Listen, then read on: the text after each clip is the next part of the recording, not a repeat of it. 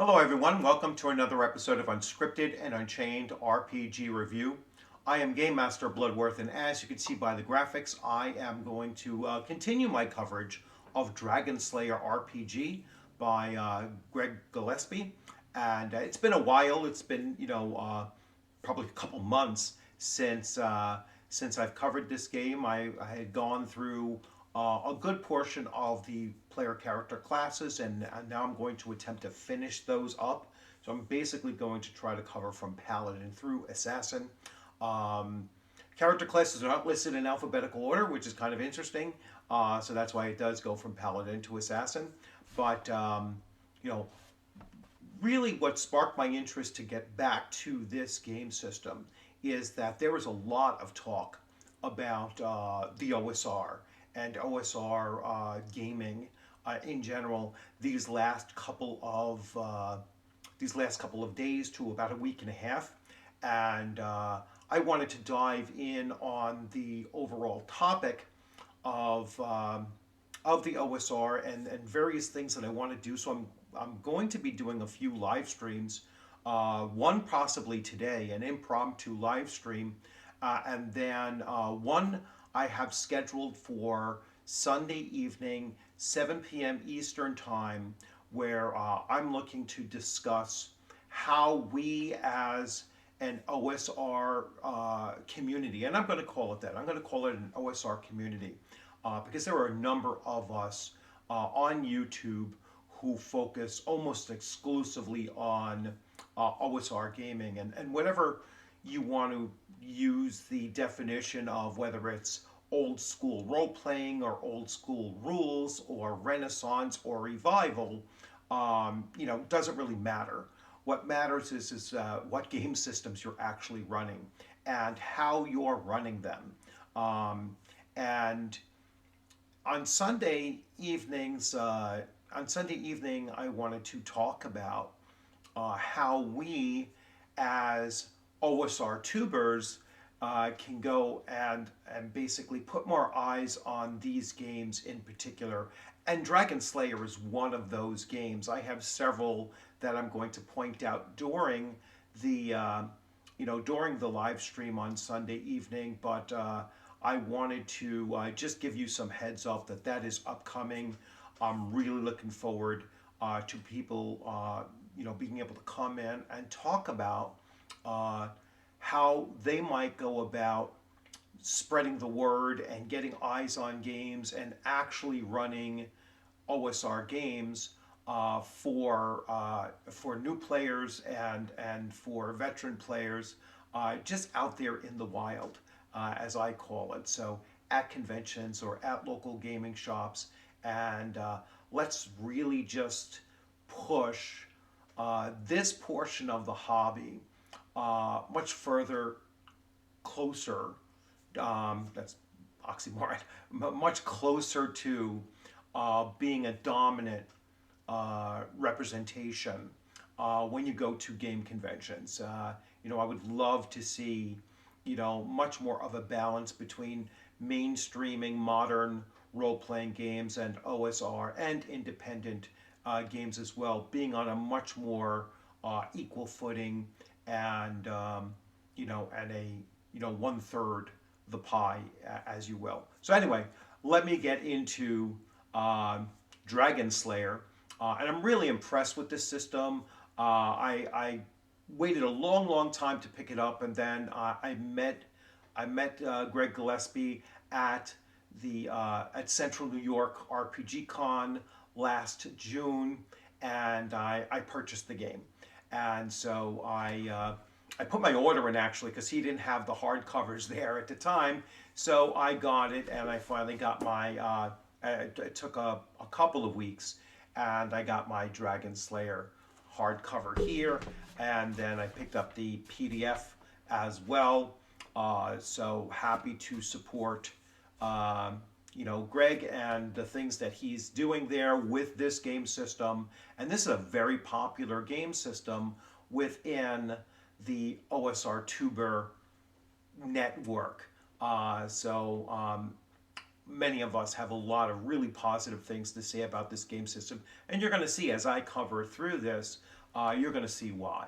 So without further ado, let me jump right into the Paladin. And I will expand this view here so you can see it enlarged here. So here we have the Paladin, and very much like old school AD&D, Paladins have by far the most ability score requirements of any class, right? So they must have at least a 12 strength, a 9 intelligence, a 13 wisdom, and a 17 charisma. If you're playing with a game master, which I believe is called a maze master here in Dragonslayer, if you have one that is very strict and says, well, roll your ability scores first and see what classes you can get,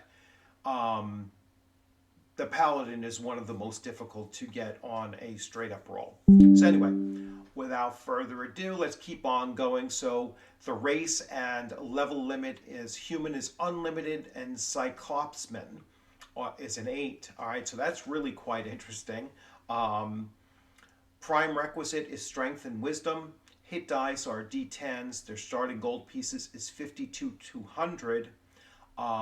5d4 times 10. That's kind of an interesting thing because they can only carry, may not keep more than 100 gold pieces. So I guess this is just for their initial starting pieces.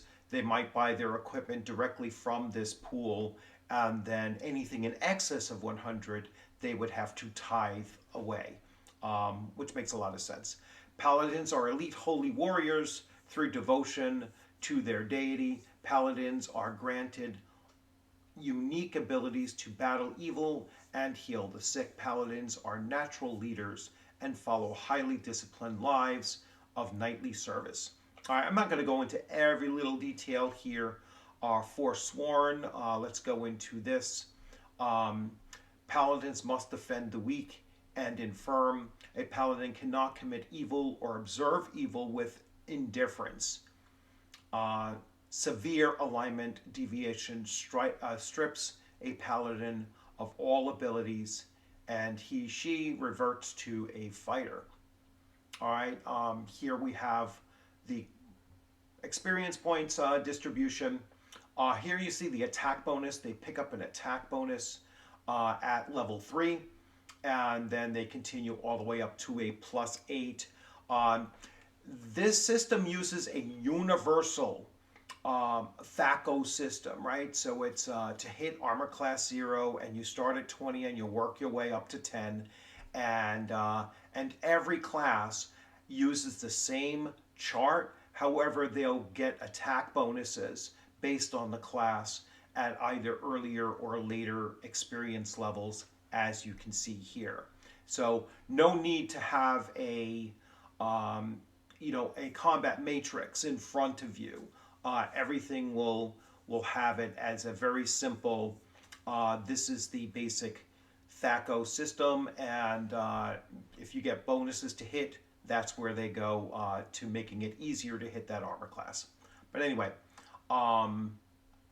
plate mail, some level 1 paladins, 10% or 1 in 10, are sponsored by their knightly order or religious temple and begin play with plate mail and a shield. All right, so that's an interesting thing there. Possessions, they can only 1 suit of armor, 1 shield, and no more than 4 magic items. All right, so very, very limited in the amount of wealth that they can carry. And they have lay on hands, cure disease, immune to poisons. Paladins are immune to all forms of disease. I'm sorry. They can detect evil. Their protection from evil, a paladin radiates a protection from evil in a 10-foot radius at all times. Saving throws are a +2 on all saving throws. They are lance specialists. They get an extra +1 to hit and damage when the lance, while mounted, per 2 levels. So every 2 levels, they get another +1 to hit and damage. They can turn undead at level 3. may turn undead as a first level cleric at level 3. They can summon a warhorse at level 4.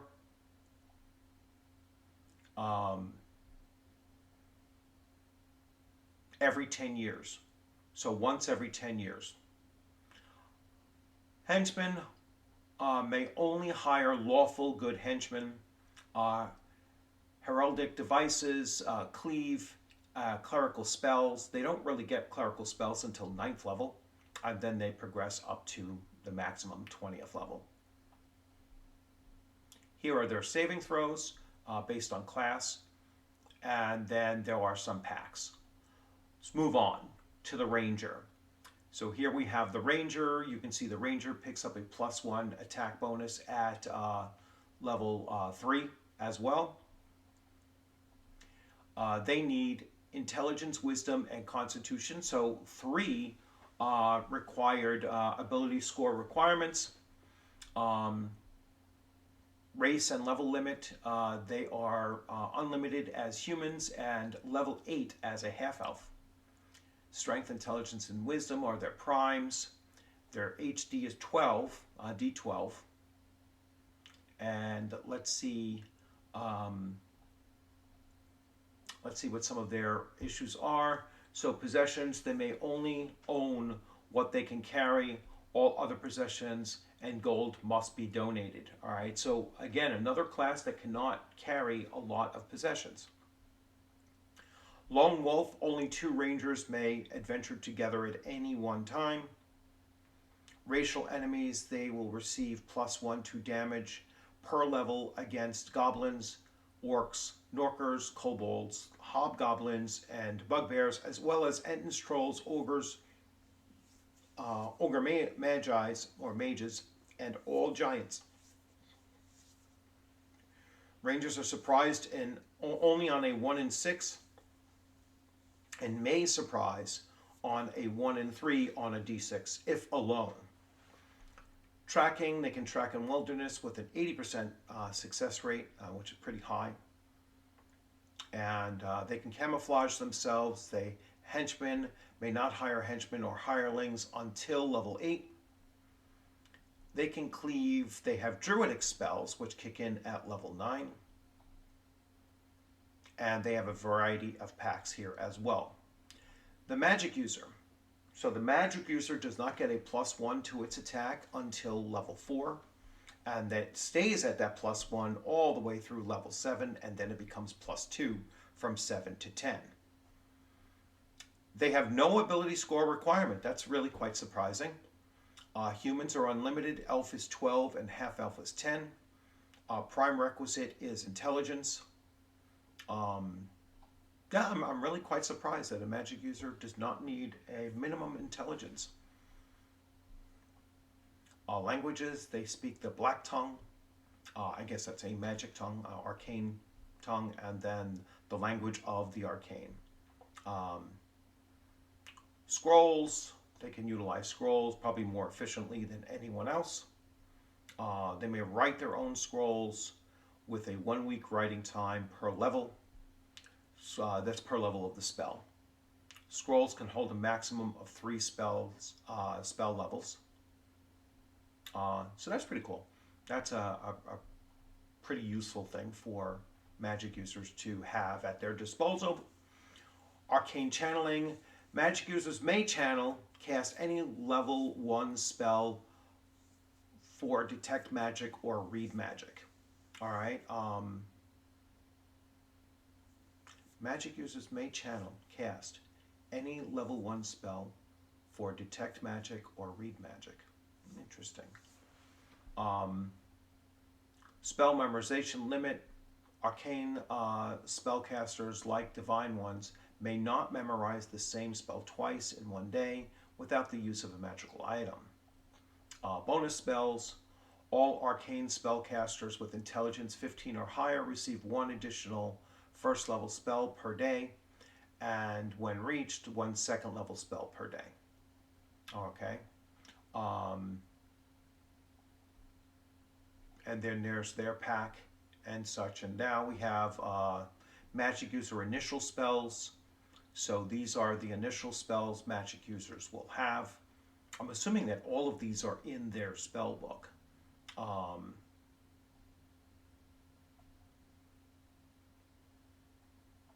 Which is quite a few very useful spells. Or you roll it, right? You'd roll. Let's see if they have a starting spell book. That might be in a different section. I'll come across that. Illusionist going to probably be very, very similar to the magic user, and it appears to be so. Now they need an intelligence of 15 and a dexterity of 16. Humans are unlimited. Gnomes are up to 12. Intelligence D4 as well. They'll have the very similar weapons and armor restrictions. They may use daggers and darts and quarterstaff and sling, just like the magic user can. They have arcane channeling. I guess that means that they do not have to slot it.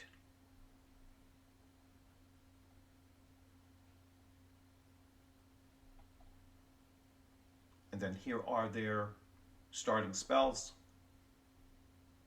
Initial spells. Like magic users, illusionists have apprentice before setting out on their own, and therefore begin play with read magic, arcane, detect magic, and write, in addition to one random offensive, defensive, and utility spell. All right, so they gain one of the three. So they'll start off with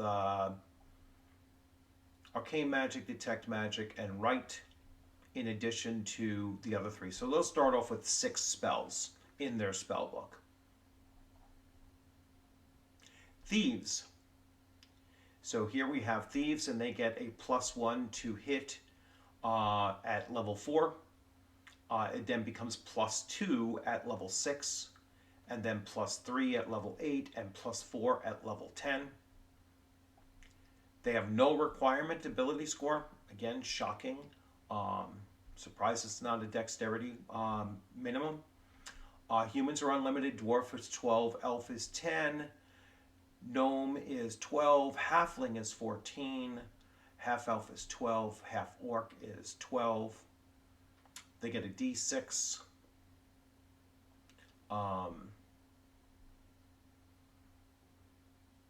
Guild and dues. So thieves must be part of a guild for their protection. They remit 10% of all earnings to the guild. And you're going to be very familiar with their skills here. So they pretty much get these skills across the board: pickpocketing, open locks, find and remove traps, move silently, hide in shadows, climbing walls, hearing noise, an appraisal. It goes into these. There are racial skill bonuses to those as well. And so here, I always play Halfling Thieves. It's my favorite race class combo. So they pickpockets at +5, they open locks at +5, they find and remove traps at +5, they move silently at +10, they hide in shadows at +10, they climb walls at -15, because they're very short. And the assassin. So the assassin gets bonuses to hit at level 4, +2 at level 6, +3 at, very similar to a thief. All right, +3 at level 8 and 9, and finally +4 at level 10. Strength, dexterity, and intelligence all have to be 12s. Humans are unlimited. Dwarf is 5, elf is 7, gnome is 5, half elf is 11, and half orc is 15. Dexterity and intelligence are their prime requisites, and they have the ability to dual wield. They have thief skills gained at 3rd level, but they'll be 1st level at 3rd level. They can dual wield henchman, disguise, poison. They can collect assassination fees, as you can see here. And then there's multi-classing. And then we get into alignment and neutral alignment, just the 9 alignment system setup. Starting gold for each of the classes, which we already covered. Um, I am not going to get into any of this stuff as far as doing a video separately on this. Let me clear that out of there. And not getting into the equipment and whatnot. So I'm just going to skip until I hit the spot that I will start covering. But here are your cleric spells, just in case you're interested. Your druid spells here. There seems to be quite a good selection going all the way up. Magic user spells 1 through 3. Magic users appear to have the most spells, which makes sense. 7 through 9. I love the art in this book too. I mean, the art is just incredible. And yeah, maybe I will pick up with, yeah, I'm not going to pick up with spells either. So I am just going through all of the spell descriptions here. I'm going to skip over that and let's get to the next section.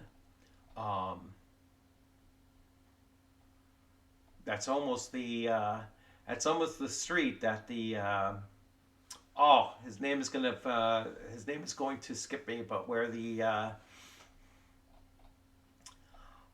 his name is skipping me, where the magic user is just burning villagers down inside this alleyway. Oh gosh, I can't remember it.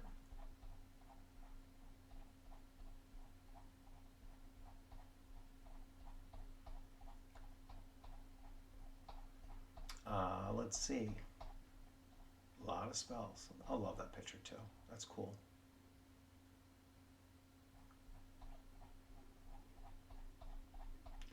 So I am going to, lots and lots of spells. Greg, I have to say that the art in this is just mind-blowingly good.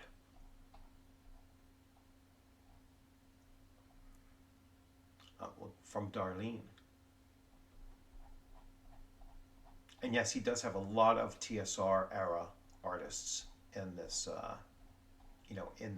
in his works. And you can tell it really does look like a D&D first edition, to be honest with you. Just a little bit crisper and, a little bit more modernized, if anything, but not modern sensibilities. It's still old school sensibilities. All right, we're getting well beyond where I was just looking to. But anyway, I will pick another section to pick up my coverage of Dragonslayer RPG. But if you haven't gotten this, I would really encourage you to do so. It is pretty reasonably priced if you consider you're going to get a absolutely gorgeous hardcover with the PDF included, for that one purchase price. And this is everything you need for the game system as well. So this gives you everything. It is the player's handbook, it's the monster manual, and it is the game master's guide all in one volume. Can't go wrong with that. And I'm really looking forward to playing this and to running this at a convention in 2026. I know I am going to be going to the Central New York RPG Con again in June, and I'm looking forward to playing it for the first time, hopefully at Greg's table. So looking forward to that. And you all have a great one. Thanks for joining in. Enjoy your upcoming weekend. And remember, this Sunday night, 7 p.m. Eastern Time, I will be doing a live stream and talking about games just like this. And let's see how we can, as OSR tubers out there, how we can get more eyes on the game systems that we are really enjoying and playing and running and how we can spread that to conventions as we start going to conventions and whatnot. So anyway, thanks for joining. You will have a great rest of your day. Remember to subscribe and like and share and comment at the end of these videos. It really does help out the channel and getting eyes on the materials that I am covering, and and I always appreciate your engagement in my content on this channel. So you all have a great rest of your weekend, and take a good look at the end screen here, because it does have the scannable QRC codes to follow me over on Twitter or X, whatever you want to call it, and YouTube here as well, plus my Discord channel, which unfortunately you'd have to write down, but my Discord channel is there as well. You can also go into the link of every single video and click on any of those as well, and follow me at the various places that I'm at. So you all have a great rest of your day, and take care.